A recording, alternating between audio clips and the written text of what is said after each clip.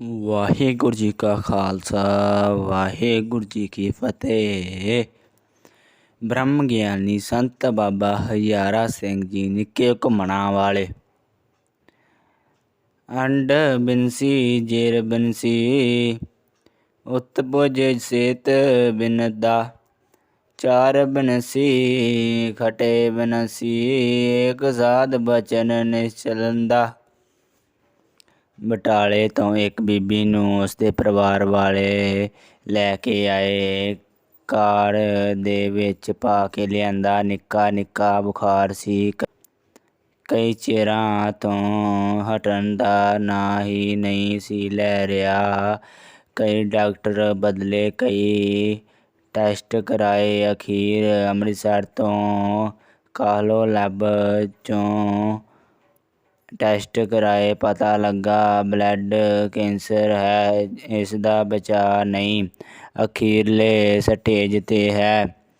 ਉਹ ਬੀਬੀ ਵੀ ਸੁੱਕ ਕੇ ਤਿੱਲਾ ਹੋ ਗਈ ਸੀ। ਇੱਕ ਦਿਨ ਸੁਪਨੇ ਵਿੱਚ ਧੰਨ ਧੰਨ ਬਾਬਾ ਜੀ ਘੁੰਮਣਾ ਵਾਲਿਆਂ ਦੇ ਦਰਸ਼ਨ ਹੋਏ। ਅਗਲੇ ਦਿਨ ਕਹਿਣ ਲੱਗੀ, ਮੈਨੂੰ ਡੇਰੇ ਲੈ ਚਲੋ। ਜਾਂਦੀ ਵਾਰੀ ਬਾਬਾ ਜੀ ਦੇ ਦਰਸ਼ਨ ਕਰ ਲਵਾਂ, ਸ਼ਾਇਦ ਅਗਾਂਹ ਕਿਤੇ ਕੋਈ ਥਾਂ ਮਿਲ ਜਾਵੇ। ਜਦੋਂ ਉਸ ਬੀਬੀ ਨੂੰ ਕਾਰ 'ਚੋਂ ਦੋ ਬੰਦਿਆਂ ਨੇ ਫੜ ਕੇ ਹੌਲੀ ਹੌਲੀ ਸੰਗਤ ਵਿੱਚ ਲਿਆਂਦਾ ਤੇ ਲਿਟਾ ਦਿੱਤਾ ਤਾਂ ਸੰਤਾਂ ਨੇ ਮਿਹਰ ਭਰੀ ਦ੍ਰਿਸ਼ਟੀ ਨਾਲ ਨਿਹਾਰਿਆ। ਕਹਿਣ ਲੱਗੇ, ਕੀ ਗੱਲ ਹੈ ਇਹਨੂੰ? ਮਹਾਰਾਜ ਜੀ, ਬੁਖਾਰ ਨਹੀਂ ਲੱਥਦਾ, ਕਈ ਚਿਰ ਹੋ ਗਿਆ। ਪਰਿਵਾਰ ਨੇ ਅਸਲੀ ਗੱਲ ਨਾ ਦੱਸੀ। ਮਹਾਂਪੁਰਖ ਕਹਿਣ ਲੱਗੇ, ਬਾਬਾ ਜੀ ਤੇਰਾ ਰਾਖਾ, ਚੰਗੀ ਭਲੀ ਹੋ ਜੂ। ਘਰ ਲੈ ਜਾਓ ਇਸਨੂੰ, ਬਾਣੀ ਪੜ੍ਹੋ ਇਸਦੇ ਲਾਗੇ, ਵੈਸ਼ਨੋ ਬਿਰਤੀ ਰੱਖੋ, ਜਾਓ ਪਹਿਰੇ ਲੱਗ ਜਾਓ। ਪਰਿਵਾਰ ਵਾਲੇ ਉਸ ਨੂੰ ਘਰ ਲੈ ਗਏ। ਹੌਲੀ ਹੌਲੀ ਉਹ ਬੀਬੀ ਬਿਲਕੁਲ ਰਾਜ਼ੀ ਹੋ ਗਈ। ਸੰਗਤ ਵਿੱਚ ਆ ਕੇ ਸੇਵਾ ਕਰਦੀ ਤੇ ਸੰਤਾਂ ਦੇ ਗੁਣ ਗਾਉਂਦੀ। ਜਨ ਪਾਰ ਬ੍ਰਹਮ ਜਾ ਕੀ ਨਿਰਮਲ ਮਹਿਮਾ, ਜਨ ਕੇ ਚਰਨ ਤੀਰਥ ਕੋਟ ਗੰਗਾ।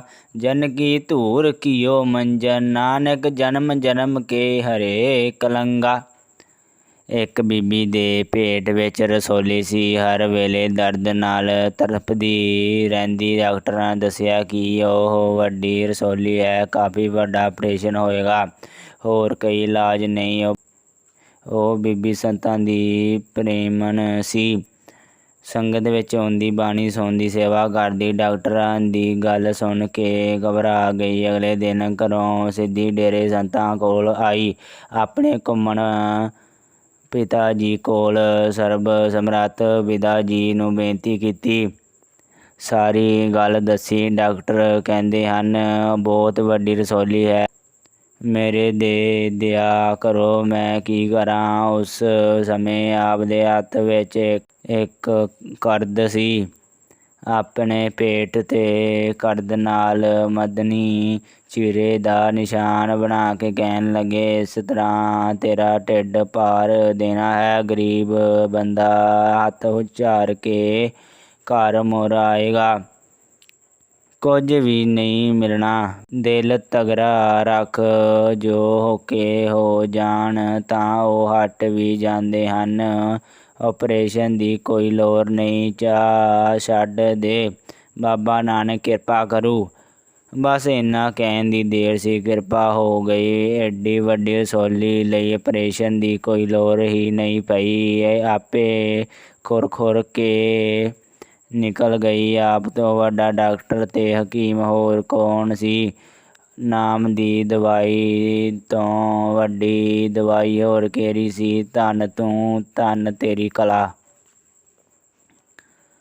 ਸਗਲ ਦੁੱਖ ਕਾ ਡੇਰਾ ਭਣਾ, ਸੰਤ ਧੂਰ ਮੁਖ ਲਾਈ। ਪਤੀਤ ਪੁਨੀਤ ਕੀਏ ਖਿਨ ਭੀਤਰ, ਅਗਨ ਅੰਧੇਰ ਵਹਾਈ।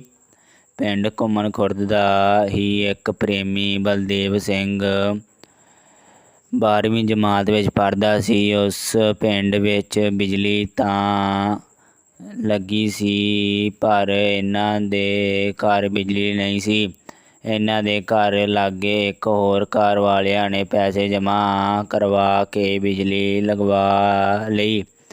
ਉਸ ਪਰਿਵਾਰ ਦਾ ਇੱਕ ਲੜਕਾ ਬਲਦੇਵ ਸਿੰਘ ਹੋਰਾਂ ਦਾ ਜਮਾਤੀ ਸੀ। ਪੜ੍ਹਾਈ ਵਿੱਚ ਬਲਦੇਵ ਸਿੰਘ ਬੜਾ ਹੁਸ਼ਿਆਰ ਸੀ। ਉਸ ਦੇ ਘਰ ਵਾਲਿਆਂ ਇਸ ਨੂੰ ਕਿਹਾ ਕਿ ਤੁਹਾਡੇ ਘਰ ਬਿਜਲੀ ਦਾ ਪ੍ਰਬੰਧ ਨਹੀਂ ਹੈ, ਤੂੰ ਰਾਤ ਨੂੰ ਸਾਡੇ ਘਰ ਆ ਜਾਇਆ ਕਰ।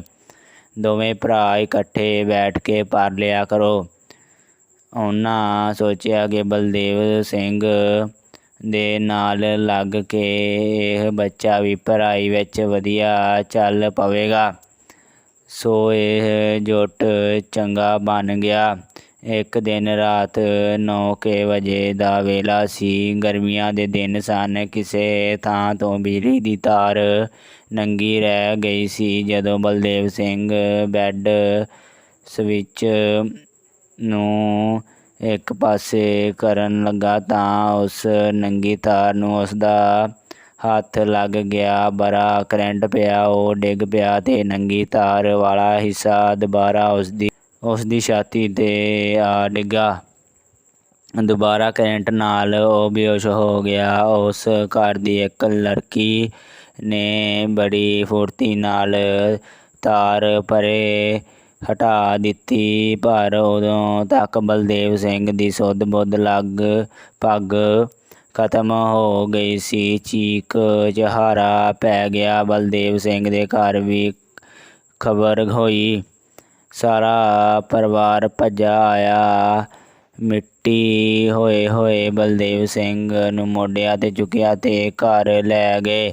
ਪਰਿਵਾਰ ਦੇ ਕੁਝ ਜੀਅ ਦੌਰੇ ਸੰਤਾਂ ਕੋਲ ਚਲੇ ਗਏ ਤੇ ਜਾ ਕੇ ਡੋਏ ਹੋਏ ਕੁਟੀਆ ਤੇ ਦਰਵਾਜ਼ੇ ਨੂੰ ਖੜਕਾਇਆ। ਉਹਨਾਂ ਅੰਦਰੋਂ ਆਵਾਜ਼ ਦਿੱਤੀ। ਦਰਵਾਜ਼ਾ ਖੋਲ੍ਹ ਕੇ ਅੰਦਰ ਗਏ ਤੇ ਰੋਂਦਿਆਂ ਕੁਰਲਾਉਂਦਿਆਂ ਸਾਰੀ ਘਟਨਾ ਦੱਸੀ। ਮਹਾਂਪੁਰਖ ਬਾਬਾ ਜੀ ਅੰਤਰ ਧਿਆਨ ਬੈਠੇ ਸੁਣਦੇ ਰਹੇ। ਫਿਰ ਕੁਝ ਦੇਰ ਚੁੱਪ ਰਹੇ ਤੇ ਕਹਿਣ ਲੱਗੇ, ਜਾਓ ਘਰ ਨੂੰ, ਉਹ ਠੀਕ ਹੈ। ਉਸ ਨੂੰ ਫੜ ਕੇ ਲੈ ਚੱਲੇ ਸਨ। ਮੋਰ ਲਿਆਂਦਾ ਹੈ, ਸਾਡਾ ਬੱਚੂ ਸੀ, ਕਾਲ ਦੇ ਮੂੰਹ 'ਚੋਂ ਕੱਢ ਕੇ ਲਿਆਂਦਾ ਹੈ।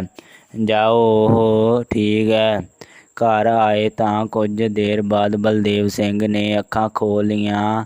ਅਗਲੇ ਸਵੇਰ ਬਾਬਾ ਜੀ ਨੂੰ ਘਰ ਬੁਲਾ ਕੇ ਲਿਆਂਦਾ। ਹੋਰ ਜਿਸ ਵੀ ਮਾਈ ਭਾਈ ਸੱਜਣ ਨੂੰ ਪਤਾ ਲੱਗਾ, ਸਭ ਪਤਾ ਲੈਣ ਆਏ। ਸਾਰੀ ਸੰਗਤ ਨੂੰ ਗੁਰੂ ਕਾ ਲੰਗਰ ਬਣਾ ਕੇ ਛਕਾਇਆ। ਸੰਤਾਂ ਨੇ ਬੜੇ ਪਿਆਰ ਨਾਲ ਲੰਗਰ ਛਕਾਇਆ। ਔਖੀ ਘੜੀ ਨਾ ਦੇਖਣ ਦਈ, ਆਪਣਾ ਬਿਰਦ ਸੰਭਾਲੇ, ਹੱਥ ਦੇ ਰਾਖੇ ਆਪਣੇ ਕੋ ਸਾਸ ਪ੍ਰਿਤਪਾਲੇ। ਪਿੰਡ ਦਿਆਲਗੜ੍ਹ ਤੋਂ ਆਪ ਦਾ ਇੱਕ ਪਿਆਰਾ ਸ਼ਰਧਾਲੂ ਆਪ ਜੀ ਦੀ ਕਿਰਪਾ ਸਦਕਾ ਅਮਰੀਕਾ ਚਲੇ ਗਿਆ। ਕੁਝ ਦੇਰ ਬਾਅਦ ਉੱਥੋਂ ਹੀ ਪੱਕਾ ਹੋ ਗਿਆ। ਕਾਰੋਬਾਰ ਵੀ ਚੰਗਾ ਚੱਲ ਪਿਆ।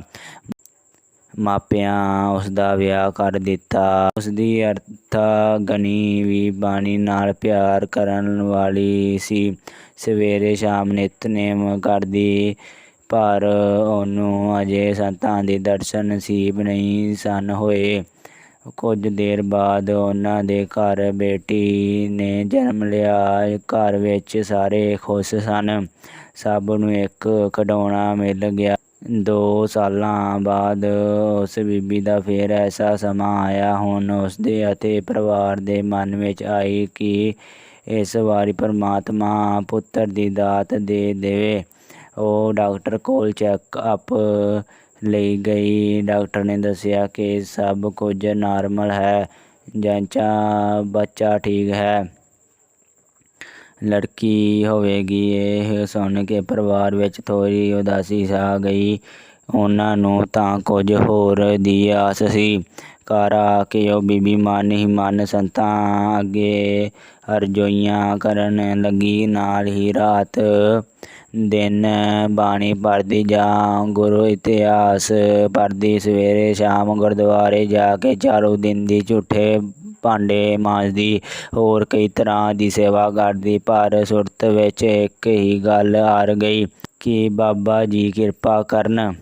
ਉਹ ਸਭ ਕੁਝ ਕਰਨ ਦੇ ਸਮਰੱਥ ਹਨ। ਇਸ ਵਾਰੀ ਮੈਨੂੰ ਪੁੱਤਰ ਦੀ ਦਾਤ ਮਿਲ ਜਾਵੇ, ਉਸ ਤੋਂ ਬਾਅਦ ਫਿਰ ਭਾਵੇਂ ਦੂਜੀ ਧੀ ਹੋ ਜਾਵੇ। 2 ਮਹੀਨਿਆਂ ਬਾਅਦ ਫਿਰ ਚੈੱਕਅਪ ਕਰਾਇਆ। ਡਾਕਟਰ ਨੇ ਫਿਰ ਉਹੀ ਸ਼ਬਦ ਦੁਹਰਾਏ।